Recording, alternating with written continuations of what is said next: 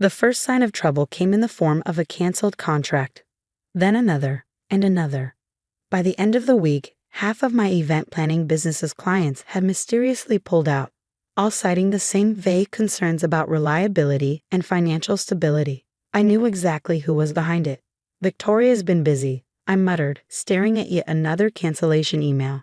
My assistant, Lisa, looked up from her desk, her expression grim. "Your mother-in-law?" she asked, though we both knew the answer. "What's she done now?" I turned my laptop around to show her the latest email. "Convinced the Hendersons to cancel their daughter's wedding. That's the third wedding this month. My name is Claire Bennett, and for the past 2 years, I've run one of Boston's most successful boutique event planning companies, or at least I did until my mother-in-law, Victoria Marshall, decided to destroy everything I'd built. It started after her son, my husband David, died in a car accident 8 months ago. Victoria had never approved of me, convinced I'd married David for his family's money. The fact that I'd signed a prenup and started my own successful business didn't matter to her. In her eyes, I would always be the gold digger who wasn't good enough for her precious son. But this, actively sabotaging my business, this was a new low, even for her. "We need to do something," Lisa said, her voice tight with anger. "She can't just get away with this." I smiled, thinking about the thick envelope sitting in my desk drawer. "Don't worry, she won't." What Victoria didn't know, what no one knew except my lawyer, was that 6 months ago, I purchased her beloved family mansion at a private auction. The Marshall family estate, a sprawling Victorian mansion that had been in their family for generations, had been secretly mortgaged by Victoria's late husband to cover gambling debts. When the bank put it up for auction, I'd been there, bidding through a shell company. Victoria had no idea she was essentially living in my house. My phone buzzed. Speak of the devil. "Hello, Victoria," I answered, keeping my voice neutral. "Claire, darling," she purred, her voice dripping with false sweetness. "I just heard the most disturbing news about your little business. Clients dropping like flies. How unfortunate." I could practically hear her smirk through the phone. "Yes, it is rather unfortunate," I replied calmly. "I don't suppose you know anything about that?" She laughed, the sound sharp and cold. "Oh, please, don't blame me for your incompetence. I simply shared my concerns with a few friends. If they chose to take their business elsewhere, well, that's hardly my fault." "Of course not," I said, my free hand tightening around a pen. "Though I have to wonder why you're so invested in seeing me fail." "Invested?" she scoffed. "Don't flatter yourself. I just think it's time you accepted reality. Without David's connections, without his family's influence, you're nothing. You should have taken the money I offered and disappeared after the funeral." Ah yes, the generous offer she'd made at my husband's funeral. A check for $500,000 if I agreed to leave Boston and never return. I'd torn it up in front of her. "I'm not going anywhere, Victoria," I said firmly. "This is my home, my business, my life." "We'll see about that," she snapped before hanging up.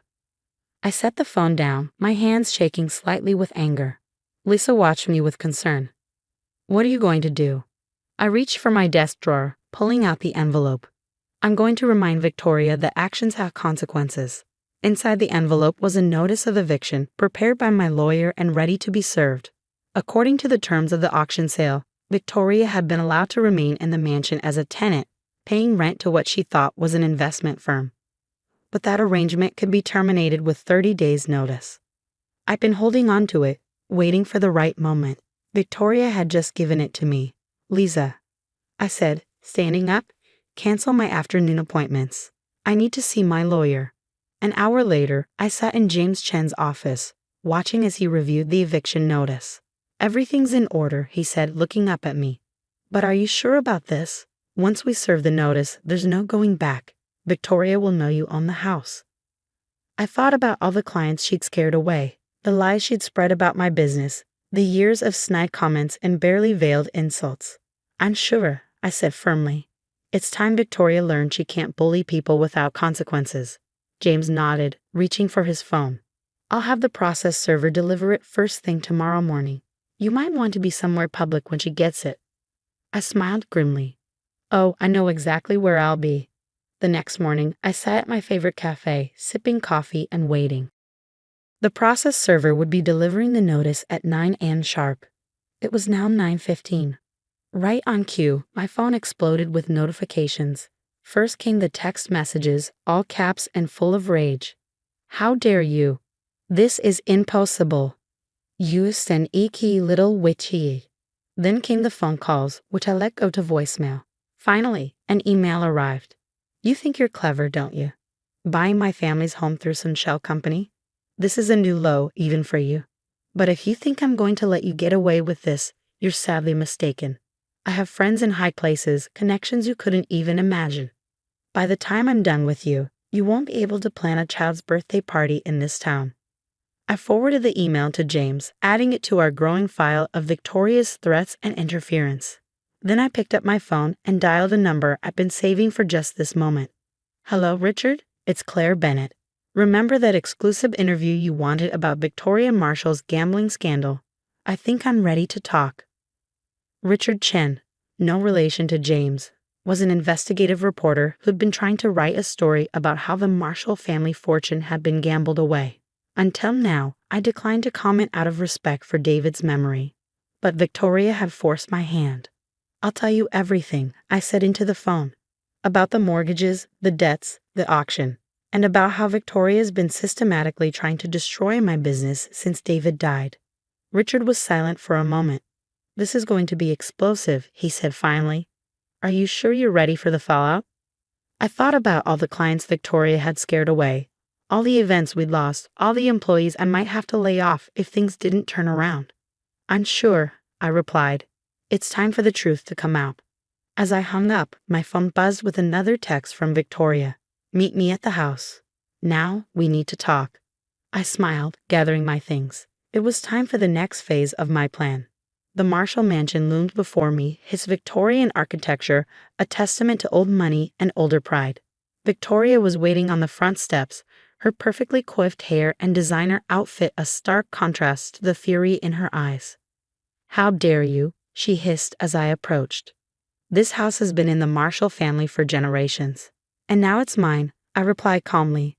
Legally purchased at auction after your husband mortgaged it to cover his gambling debts. She flinched at the mention of her late husband's vices. You had no right. I had every right, I cut her off. Just like you had every right to feed lies to my clients, to try to destroy the business I built from scratch. The difference is, what I did was legal. What you did, that's called tortious interference, and it's grounds for a lawsuit. Victoria's face paled slightly, but she rallied quickly. You can't prove anything. I pulled out my phone, playing a recording. I simply shared my concerns with a few friends. If they chose to take their business elsewhere, well, that's hardly my fault.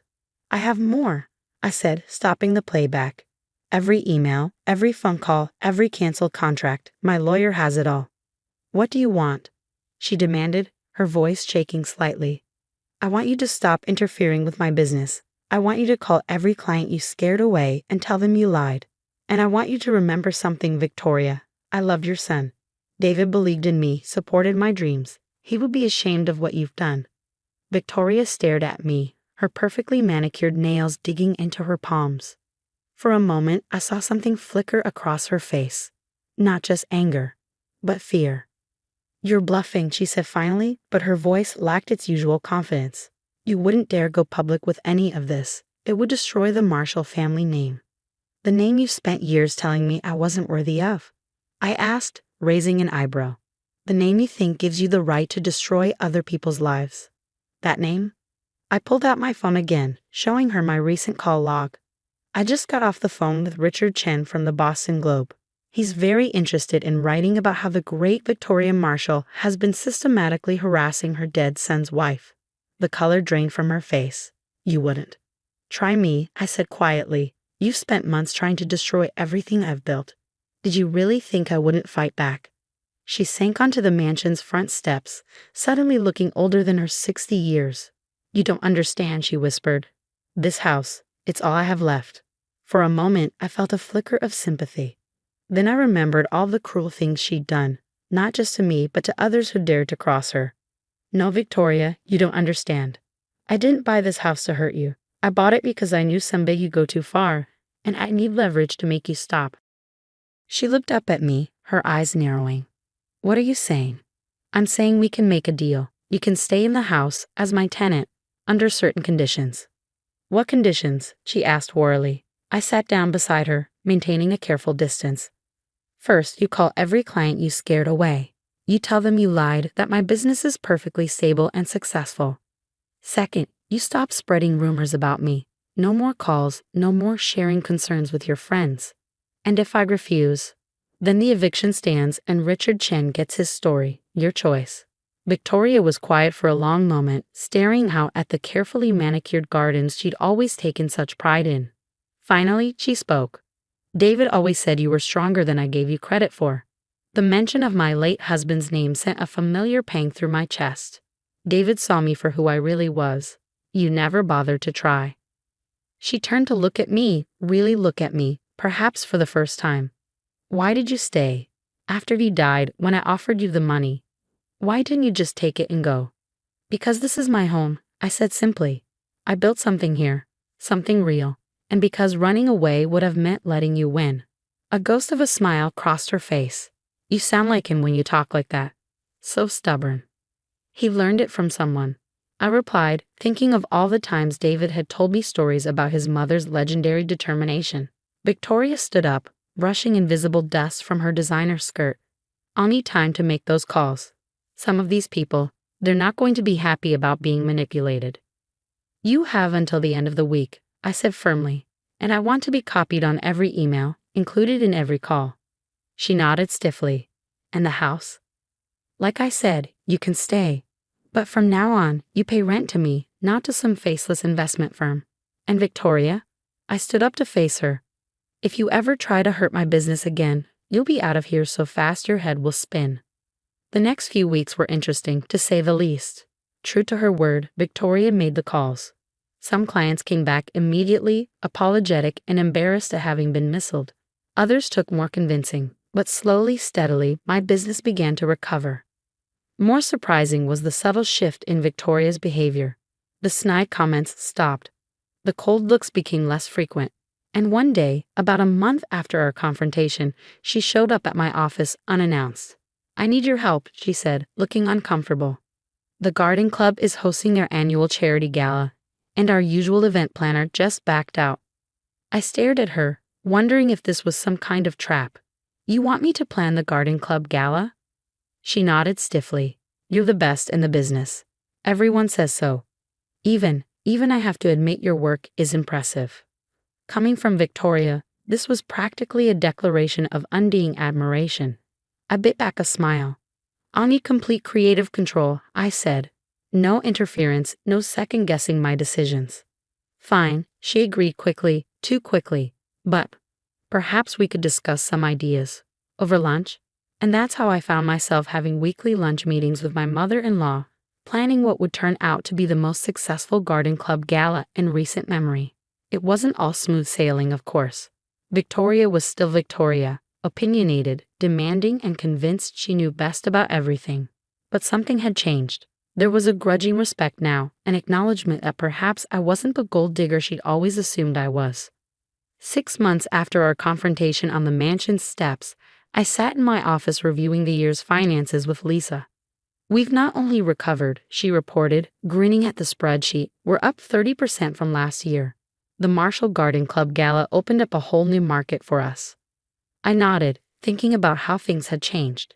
Victoria's connections aren't so bad when they're working for us instead of against us. Speaking of Victoria, Lisa said hesitantly, she left something for you this morning. She handed me an envelope. Inside was a key and a note. Claire, the east wing of the mansion has been empty since Arthur died. It seems foolish to waste the space when you're paying ridiculous rent for that tiny office downtown. Consider this a business proposition. You can run your company from here, and I'll finally have someone to share this ridiculous house with. Victoria. I stared at the note, remembering all the times Victoria had told me I didn't belong in the Marshall family home. Now she was inviting me in. The next day, I went to the mansion to inspect the east wing. Victoria was waiting, trying to appear casual but clearly nervous.